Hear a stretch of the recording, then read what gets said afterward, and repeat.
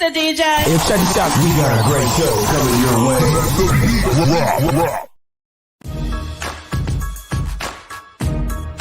From the ECSI Sports Studios, it's the Midday Market Report with Jeff Dawson.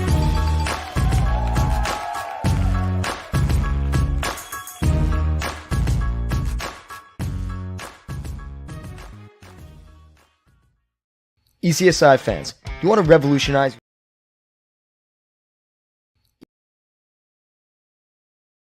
ECSI fans, do you want to revolutionize your sports investing habits? Allow me to tell you about WagerWire. WagerWire is an app that helps you become a superior bettor by allowing you to sync all of your sports books and track all of your bets in one place. See your current action, your betting history, and stats. You can also sign up for sports books and collect bonus offers. Follow them at WagerWire on X, as they're the best account on the platform. Head to the App Store or Play Store now and search WagerWire to download the app.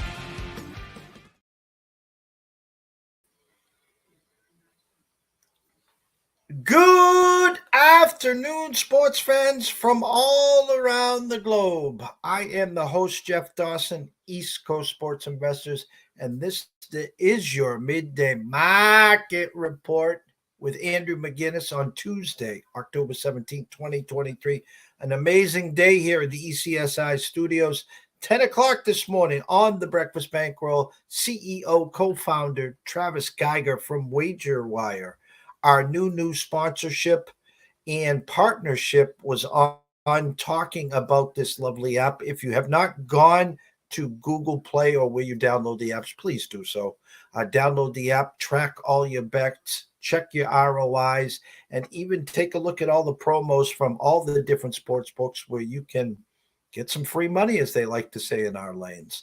So, and if you're feeling frisky, go and send an email to affiliates at wagerwire.com. Tell them JD sent you from ECSI, and Zach and Travis will take good care of you. 1 o'clock, co-host and guest with Pop DiBiase on the NFL Bet Exchange, week number 7 in the NFL. Shout out to the guys behind the desk. Joseph Shea, Evan Lewis, Olu, Bennett, and Kate Huff for all that you do. So without further ado, as I'm getting Spanky's odds commercial, as I'm talking right now in my ears, let's bring him in, the one and only, Mr. Andrew McInnis. What an intro, as always, sir. Jeff. Good to be here with you. Well, you know what? We have 2 weeks till November 1st. My big day, because college basketball starts, as the defending national champs UConn Huskies will try to defend their national championship. Long way to go, and we got one of our star players already hurt, but it's hockey. I'm looking at a board with 4, 8, 9 games on the docket. We're going from 6:07 to 10:37. But Andrew, we've got a weekend. Give us your thoughts for the first week of the pucks. Yeah, first week impression. And real quick, Jeff, actually, before I say that, the big day coming up in November isn't just college basketball. I think we all know there's another big day coming up in November too. But we'll get to that when the time comes. But I think it's very competitive. Very competitive is my answer. I think that so far what I've seen is that no team can afford to really take a night off, is really what I've seen, Jeff. But one thing I've learned is that the old situational spots of the NHL, whether it's early in the season, right slap in the middle of the season, or late in the season, are still well and alive. The Blackhawks defeat the Maple Leafs of all teams. You know, they don't beat the Bruins. They don't beat my Montreal Canadiens, but of course they beat the Maple Leafs. That's just how she goes. In the NHL, of course, the Carolina Hurricanes, they lose to the Anaheim Ducks a couple nights ago on Sunday night. That's just how the NHL works, and it's up to all of us to make sure we realize the travel spots, the quote-unquote letdown spots, and all that good stuff. So despite it being just 3 games in, 3-4 games for some teams, those spots are still well and alive. And I feel like the more you notice that stuff, the more you can really make some money. And yesterday, a good example, Florida was trying their best to avoid starting 0-2. They got off to a good start and didn't really look back despite a late little push there from the Devils. It's going to be a really tight league this year, Jeff, and I'm excited for the next couple weeks. And, I was so excited all summer long, and now for it to be back here and analyzing these games, it's really great. So it's good to be back. The Bruins are just methodical as their start last year. I think 13-0, some crazy start, and especially at the Garden until Vegas came in and beat them in overtime after blowing a big lead there. What has stuck out to you? I know we talk a lot about Connor Bedard here, and that was the big prop shots on goal over 2.5. The guy's averaging about almost double digits on shots on goal. The Avalanche are healthy again. I thought the Rangers were a dangerous team. Again, it's only a weekend, but what has caught your eye in the East and the West? Caught my eye in the East. Let me just pull things up because I'm going to go crazy if I miss out a team. Who's caught my eye? The Red Wings. I got to give them respect. Respect is earned, not given. And I think that the Red Wings have got off to a good start. And people will say, well, their schedule hasn't been that difficult. Well, one of the games they won was against Tampa Bay Lightning, right? I mean, they've looked pretty good. They've scored goals. And Alex DeBrincat, as much as I made jokes throughout the offseason about the fact that this guy, him and his girlfriend didn't want to be in Ottawa so bad they go to Detroit. Little do I know that's actually kind of the surrounding area where he's from. So maybe he did want to go back there. He has 4 goals on the season already, Jeff. So Detroit has really stuck out to me. Pittsburgh got off to a good start. Besides their Chicago game, they've won 2 straight following that. The Capitals, I know they played just 2 games so far, and maybe that their scheduling was weird. They played yesterday and they played last Friday. I'm not feeling good about that team right now. And I think that they're going to be a team that it's always a great feeling to be able to forecast stuff and say things now and then it be true in 4 weeks. But if you want to bet against this Capitals team, do it now.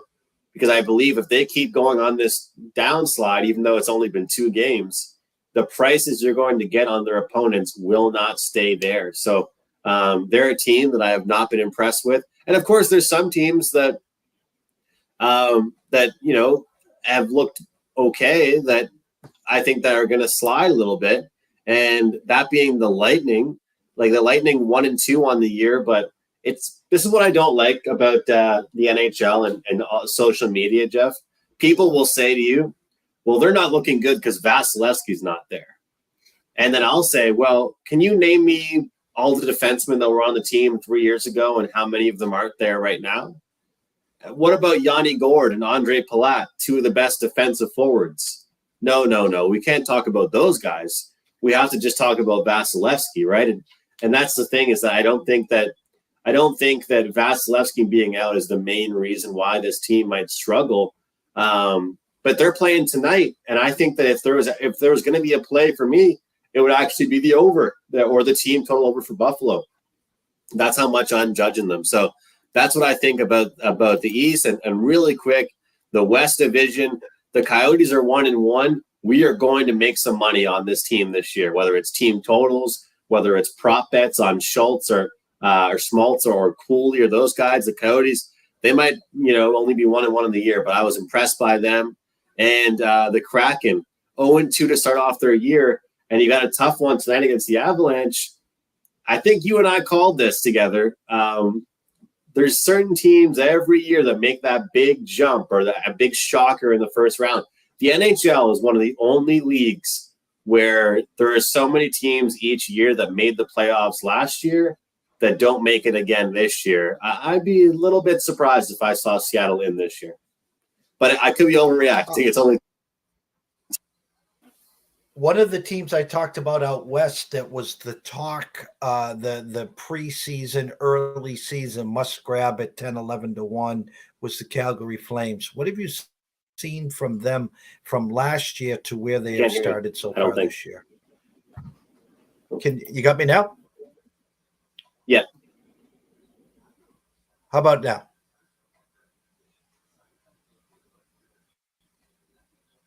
Did we lose There we you? go. I was asking you last year's darling before the season started was the Flames. And what have you seen different from last year's Flames to this year's Flames? I think they're playing with a lot more unity. It's not just one or two players that are responsible to do all the scoring, which is nice. I hate to pile on what the rest of the media is saying, Jeff, but I don't think Huberdeau has looked the same ever since he left Florida.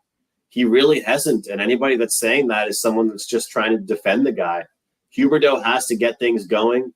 And really, as a whole, there's a reason why Backlund is the leader on that team. You've got Kadri, you've got some guys there on the blue line, but they look deeper. They look like a faster-paced team. I still think they're an under team. You know how much I love betting totals, but I wouldn't be shocked to see them being involved in some higher-scoring games. One team I didn't mention actually was Vancouver.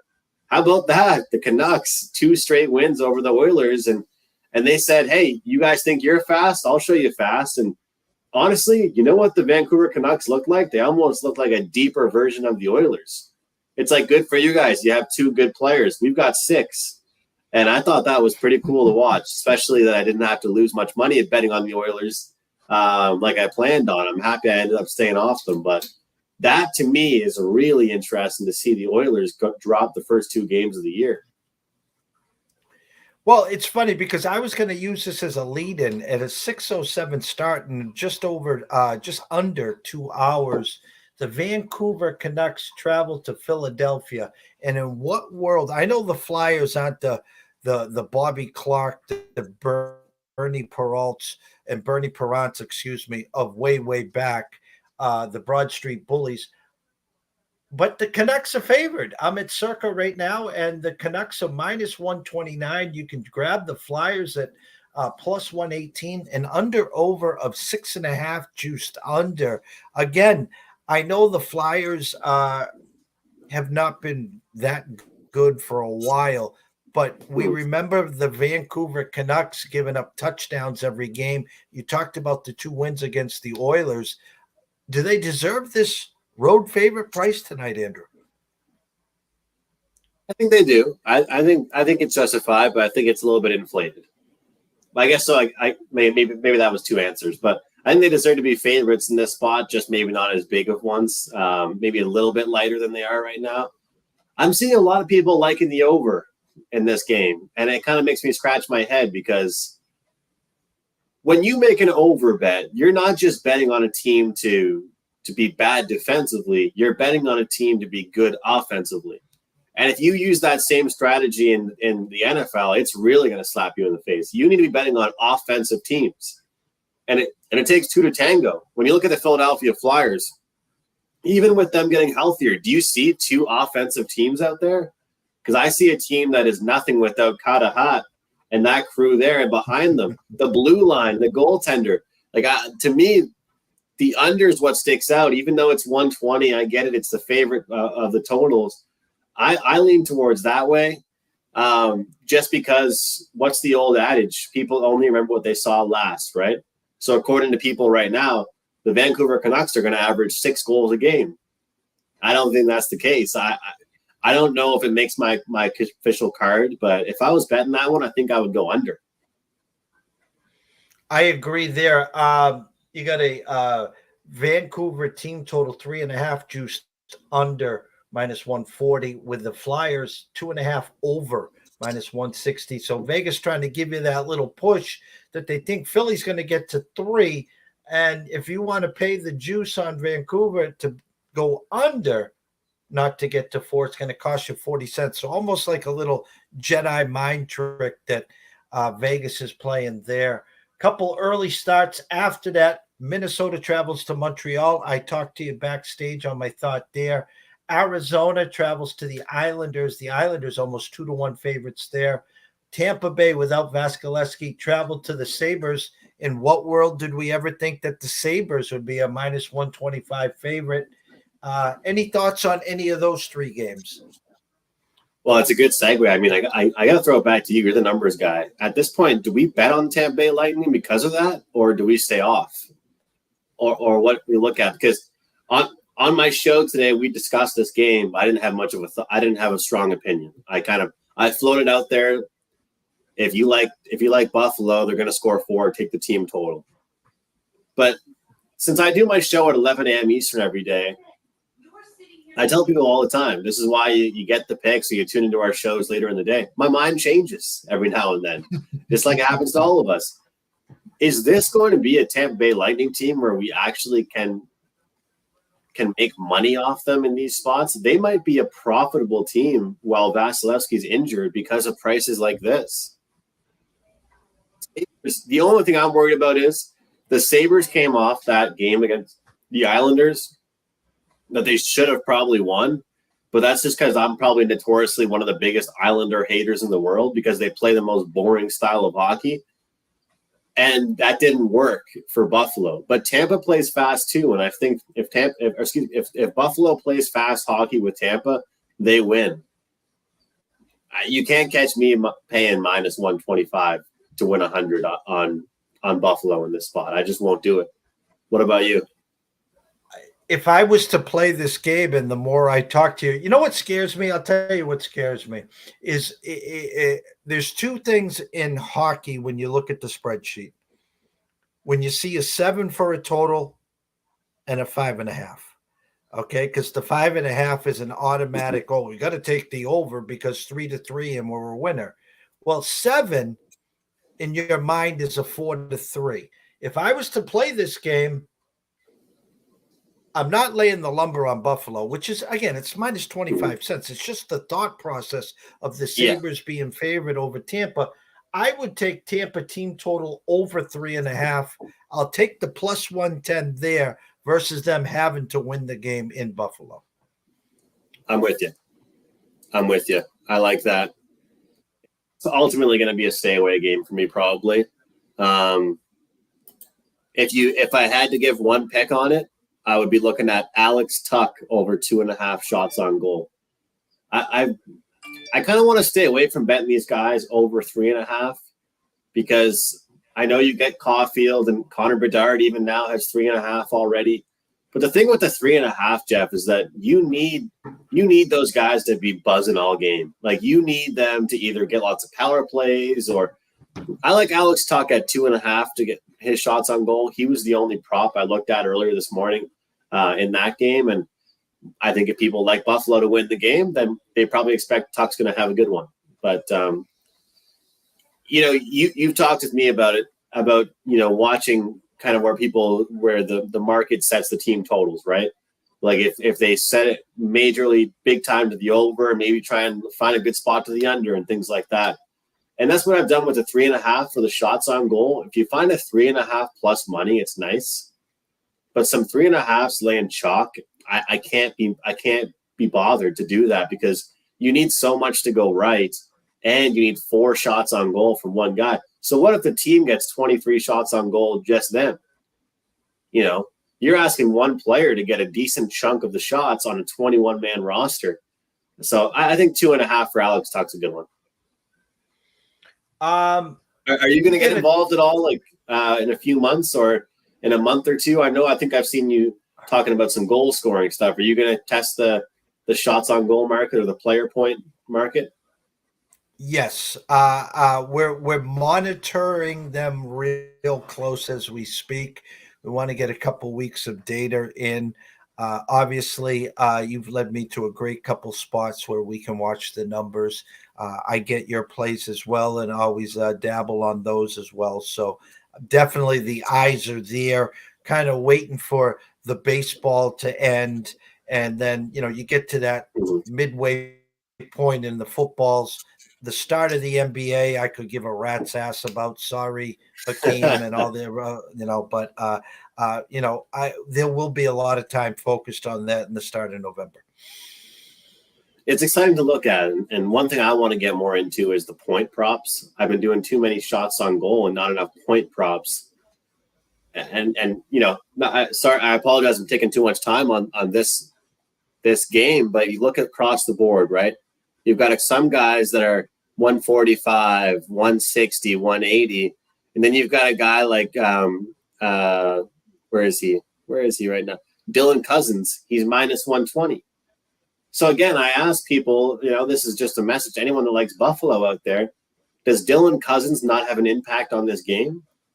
That's the thing about hockey. When when people are taking goal scoring props, I will never fault somebody for telling me, like, if you took Caulfield and Matthews to score in the Leafs and Canadiens game, guess what? You went 2-0, and you had a combined 4 goals. So I don't blame anyone that takes the favorites. But when you're betting points, you can bet guys in the third line. You can bet the left wing guy that always passes to the right wing. Like for Suzuki and Caulfield, I always reference Canadiens because I'm a huge fan. Sometimes you could even take Suzuki to get an assist because he passes to Caulfield all the time. Everybody knows Suzuki isn't the goal scorer. So what I just like is that there's so many different markets. I've talked to you about Jonathan Drouin for the Avalanche. He's somebody I'll be back on tonight, right? The rest of the forwards are all in the crazy prices of 140, 50, 60. McKinnon's going to be 1.5 points, but yet Drouin plays on the top line with him, and he's like minus 115.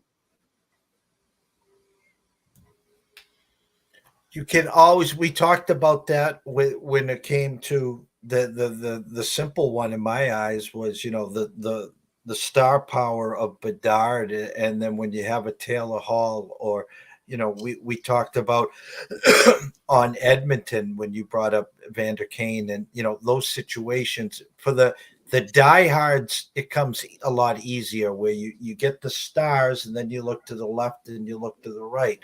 For the people that are not up to the first line, second line, third line, a lot harder. But what do you suggest for someone trying to dip their toes into that strategy? I suggest bookmarking the website dailyfaceoff.com. No affiliate codes or no, we've got no partnerships with that website, but that's the best one, really. I mean, dailyfaceoff.com gives you all 4 line pairings. It gives you an update on who's playing with whom, who's going to be out there. And also you can check out moneypuck.com, which I've referenced quite a bit here over the past year. Because what that website's going to do is tell you which line is playing better or worse above expectation. And deep down, Jeff, I'm not an analytical handicapper, but sometimes with hockey, it is nice to look at because hockey is one of those sports where you could be watching a game and it could be 2-1, but because you watched it with your eyes, the game could be 5-4. But if I didn't watch it and I called you and said, geez, what a boring game that was, it was 2-1. And you said, no, I was at the game. It should have been a 5-4 game. It should have been a high scoring game. That's what moneypuck.com will tell you. This line didn't score last game, but they created lots of chances. Maybe you should look towards this player prop. So let me pull it up while we're talking about it, because I think the audience should join me on it today on Jonathan Drouin to get a point. We'll find the number here, minus 105. I mean, that is a early Christmas gift. And if it loses, I'm betting it again next game because Cale Makar, minus 220. Arturi Lehkonen, minus 150. You've got some of these players that are at these extraordinary prices. And, of course, McKinnon and Rantanen, they're listed at 1.5, minus 120. So riddle me this.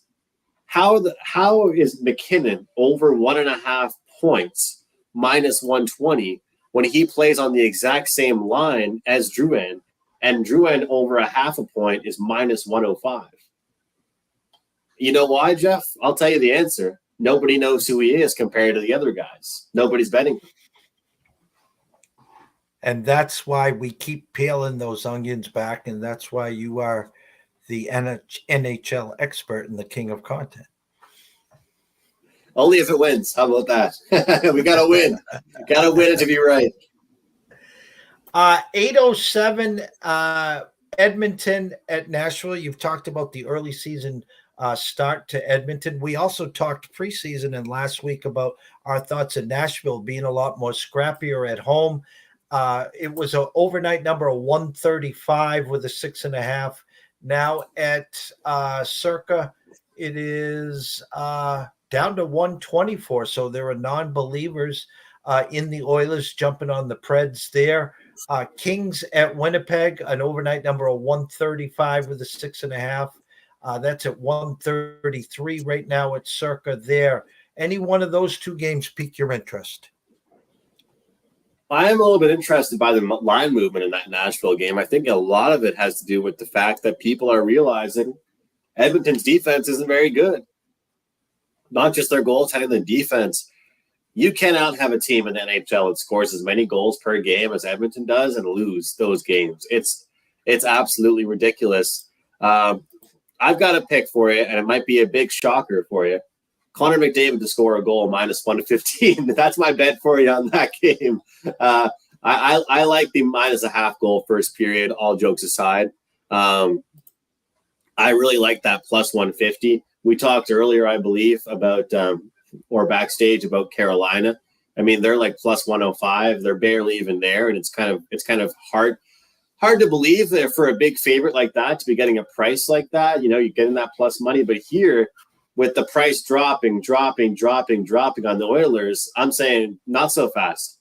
I'm not going to worry about 60 minutes. I'm going to worry about the first period. And a lot of times when I play these first periods, like last night with the Rangers, I'm getting +110, +120. Well, here with the Oilers, we're getting +150. And Jeff, I think it's worth a play at this point for a team that does not want to go down 0-3. And let's be real here. Vancouver is a pretty fast team. A lot of young guys. Nashville is quite the opposite. They want to swallow you up. I tweeted this out the other day, and I'm curious what you think of this. Nashville are the New York Islanders of the West Division. And maybe that's why I don't like them. But they are a team that would love to win every game 3-2. I don't think they're going to – and it's either going to be like – I think that Edmonton's either going to beat them by 2 or 3 goals or this game sails under the total. One of the two. I don't think this game is going to be a 5-4 game. It's either going to be like 5-2 Edmonton or it's going to be like 3-2 for Nashville. What do you think? The Islanders of the West Division. No, I love that comparison. I love that thought process. And I'm looking here at the team totals, and I'm just going to tell you, my spidey senses are up because you can get Edmonton team total over 3.5, only -115. Or you take Nashville's team total, it's 3.5 juiced under -145. So the comedy here is thinking, well, if Edmonton sense of urgency, 0-2 getting blown out back-to-back by the Canucks, I can get the Preds to just get to 4. So as you were saying, you think it's going to be a low-scoring game. I'm like, shoot. I was thinking maybe the sneaky play is the Preds to get to 4 plus 125. Well, I wouldn't talk you off it because, I mean, like I said, the Oilers' defense has not been up to par whatsoever. They're going to be a team all season where you're wondering, whose man was that? Who left that guy alone right next to the net? And are they the worst at changes? Like, are they the worst at changing lines? They always get caught with those changes. I will tell you, though, being here in the Far East Coast on Atlantic time zone, which is 1 hour later than the East time zone, it's always a game that will wake you up on a Saturday night or Thursday night, or as in this case, Tuesday night. When you've got the Oilers on your TV, they're always a fun team to watch. I'm sure you can agree with me on that one. So I'm looking forward to the Vegas game tonight. We got the Edmonton game on. So far, it's so interesting because you said that. There's value. I mean, look, any team to get 4 goals right now in the Oilers seems like a pretty good bet. The Oilers losing 2 straight. Now they're playing a slower-paced team. Team total over seems like a pretty good bet. And I've just landed on the first period -0.5 goal because I truly believe if they don't win that first period, they're going to be in trouble once again. I'd love to see them lose the whole game. I'd love to see them lose the whole game but win the first period. 3 games in the 10 o'clock hour, 2 at 10:07, 1 at 10:37. The Avs travel to the Kraken. Overnight numbers, Avs -145. You can get the Kraken at +125 with a 6.5 under over. Right now at circa money coming in on the Avs minus 154, Kraken plus 140, 6.5 juiced under minus 25 cents.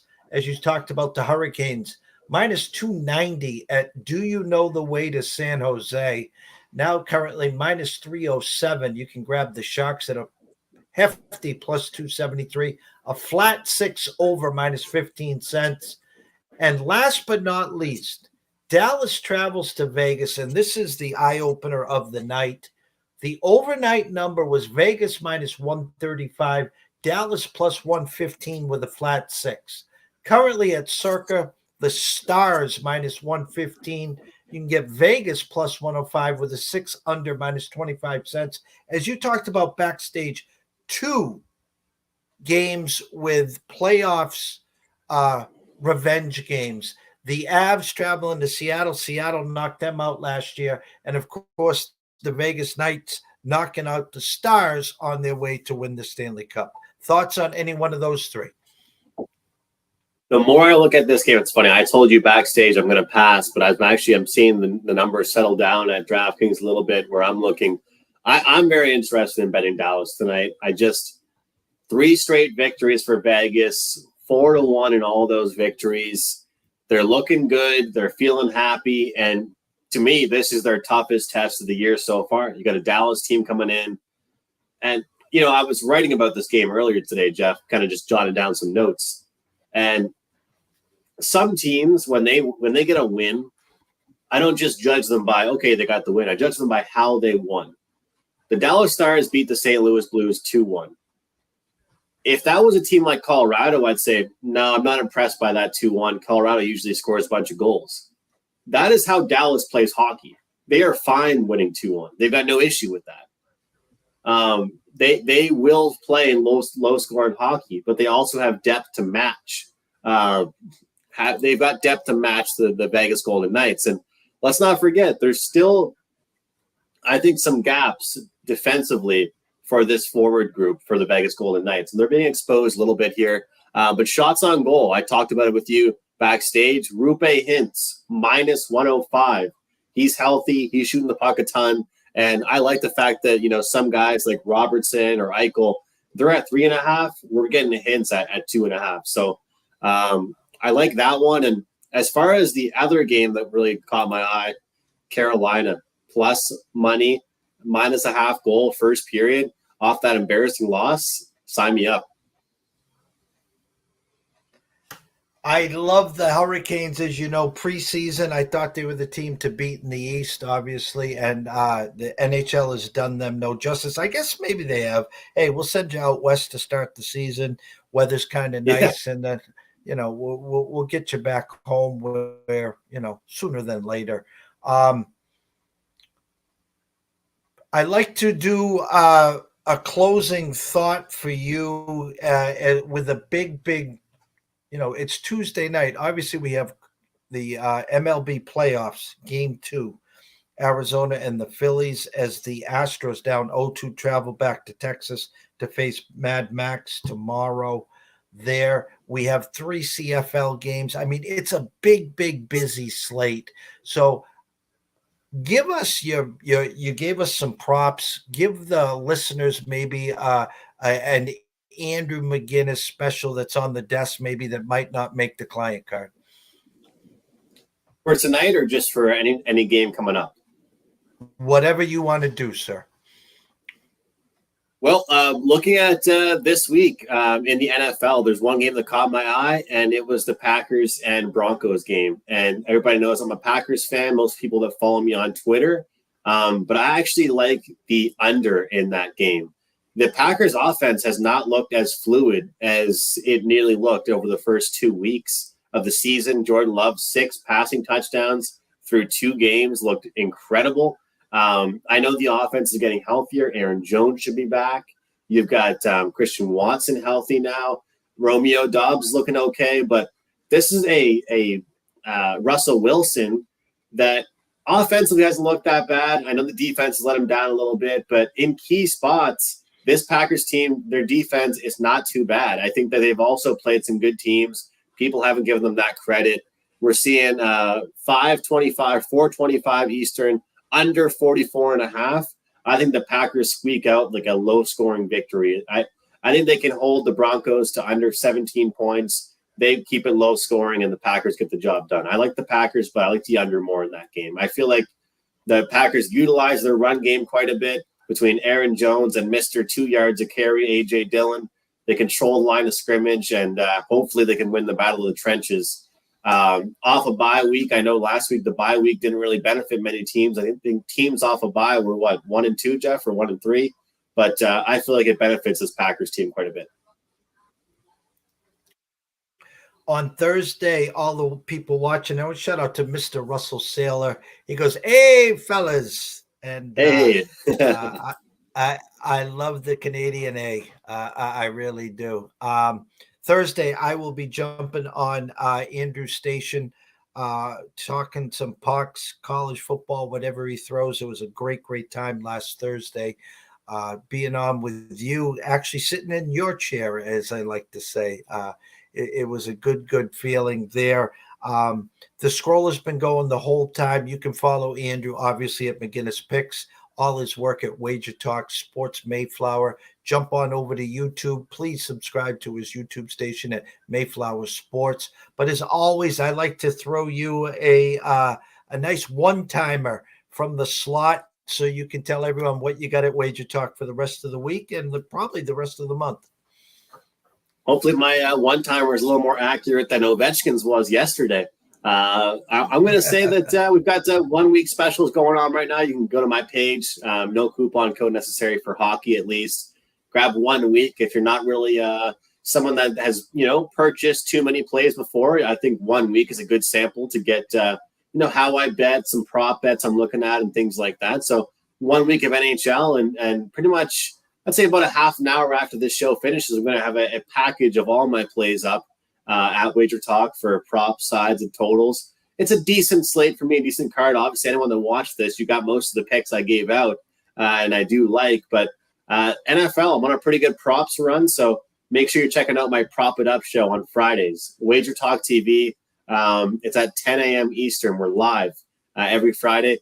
Jeff, we go through every single game on the board, and we give out at least 2 props on every single game. So if there's one thing for people to check out, please check out the Prop It Up show at Wager Talk.